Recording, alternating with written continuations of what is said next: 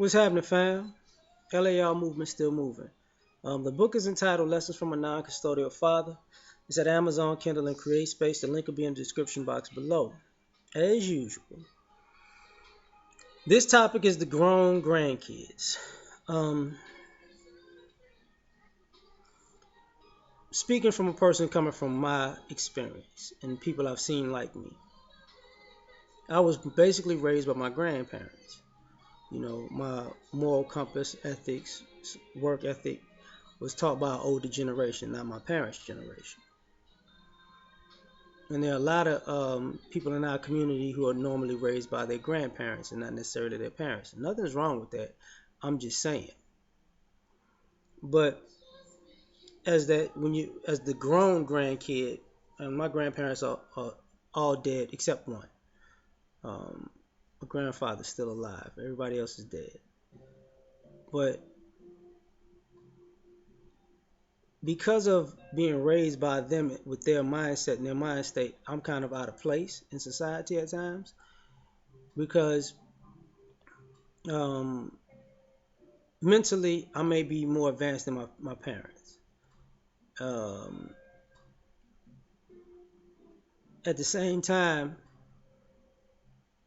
that goes for me and my peers are on different planes at times because of how they were raised also, you know, because their parents may have more influence on them than mine did on me. And the generational gaps between each other and regional and all the other stuff. I'm gonna get to it. And children, another thing. So am I like cousins and siblings. So from my parents' age to my child's age, to a degree, I see not much mental difference in growth. I see children having the same characteristics as adults, and that's to me is a recipe for disaster. And what I mean by that is this: there are things in life that I had to learn on my own because my grandparents couldn't teach me. But they taught me not to be afraid to go out there and try things if these are the things that I really wanted in life.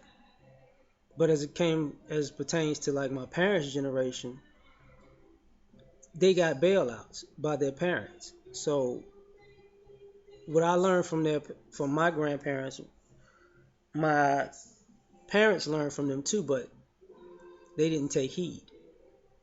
And as a parent, they never grew as an individual because they were still trying to grow and get to know themselves or play like they were trying to get to know themselves so they can get out of the responsibility of being a parent. So the grandparents had to take up all the slack.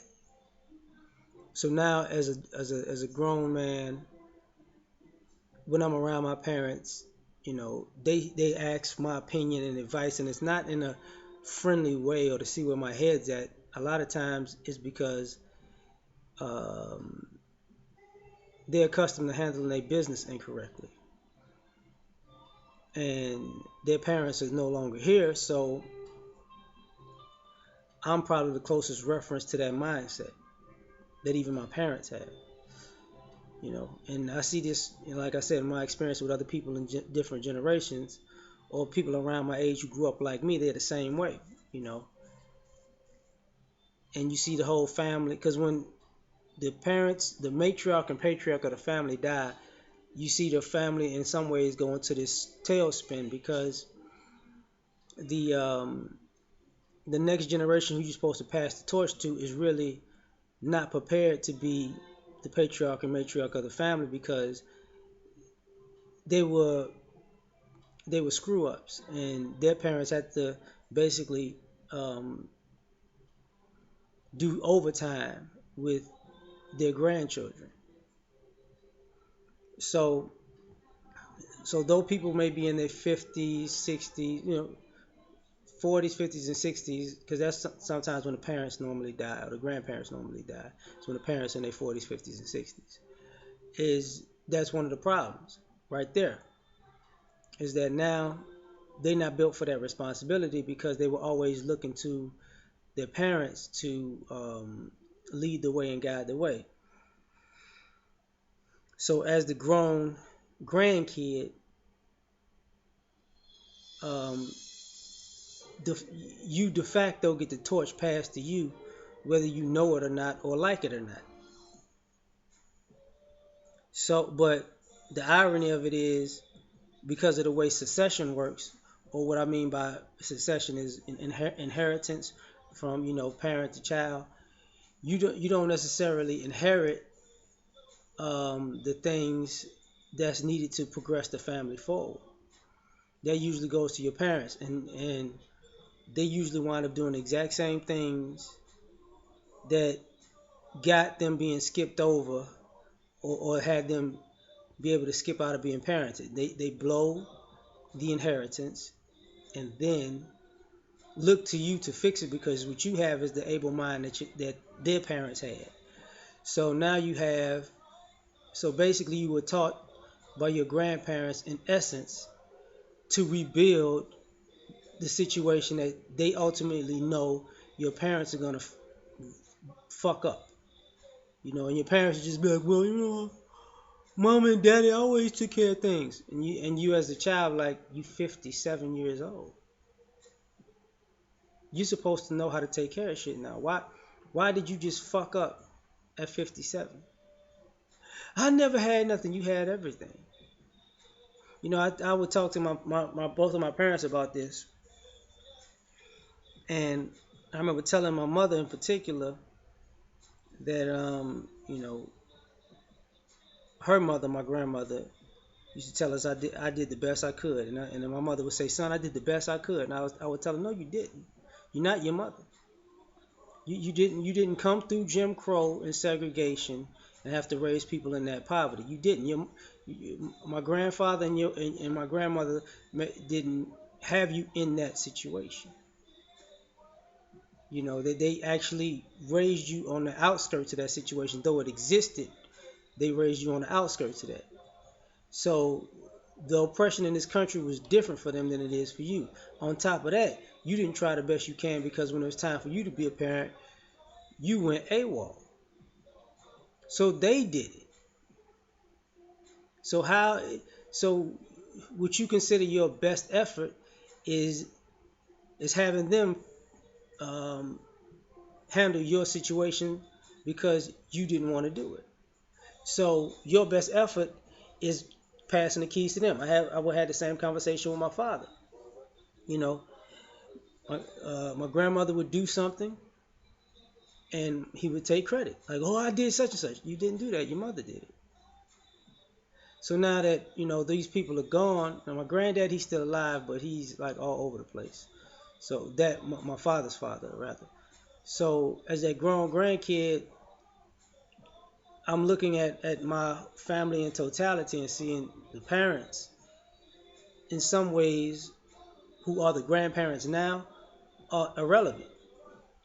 The kids, just like my cousins, so my siblings, are left with the responsibilities that were left by the grandparents without the actual inheritance, because the parents just parted it all away.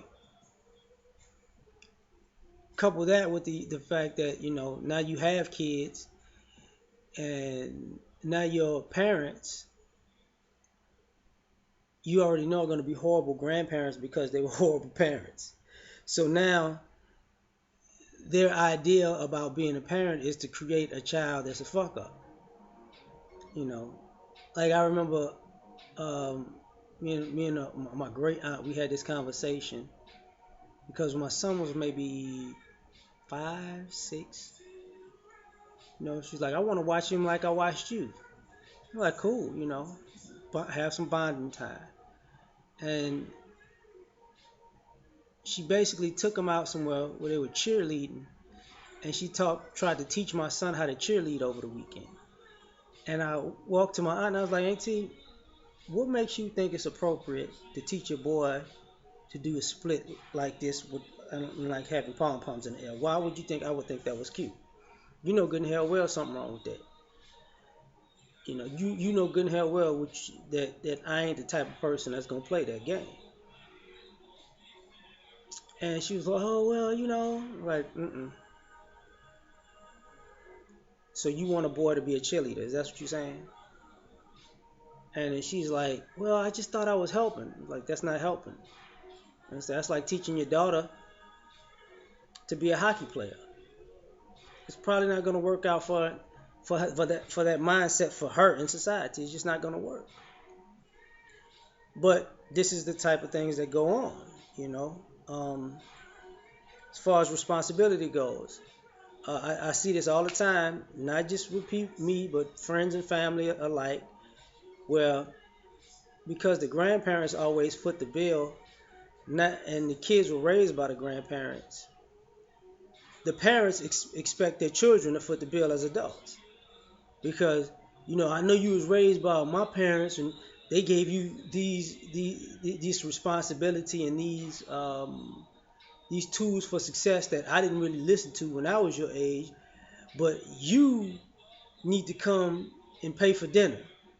You need to pay for me to go on vacation. You need to help me pay my light bill. You need to help me keep a roof over my head. And it's like, really? Okay, but if you say shoes on the other foot, I need help. You grown. Didn't my parents teach you how to survive? Or didn't they teach you how to survive? But it's different. I'm accustomed to the help. See, what I'm talking about right now is when you're the grown grandkids, your parents have entitlement issues just like your children do. And now you have grand you have children, and you have parents that act like children, and you may have siblings and peers that do the same. And because you were raised by your grandparents with an old school mindset, you don't fit in because everybody um, has their hands out and wants a freebie and a free lunch and expects to get it from you because they've been taught that somebody in the family is going to be the one to fix everybody else's problem, and that's usually the person that was raised by the grandparents. And maybe this is not for everybody, I know, but I know a lot of times before my grandparents passed, it's kind of understood that don't take care of these fools because they gave their whole life to take care of their fools and to make up for their mistakes. They don't want you to waste your life doing it either because the wisdom that they gave to you is imparted to you so you can uh, be a child that has his own. Because when it comes to inheritance and how the succession process happens, you're going to come to find out that your parents are going to blow it. So you already know what they're going to do. And if you let them have a foothold in your life, they're going to lead your life down a negative path also. Which in turn they're going to teach your kids to do it if you would have let them around your kids like that. So it's just creating a losing situation. So as a grown grandkid, you really have to take all those lessons that you were taught and implement them and make hard decisions. So I'm out.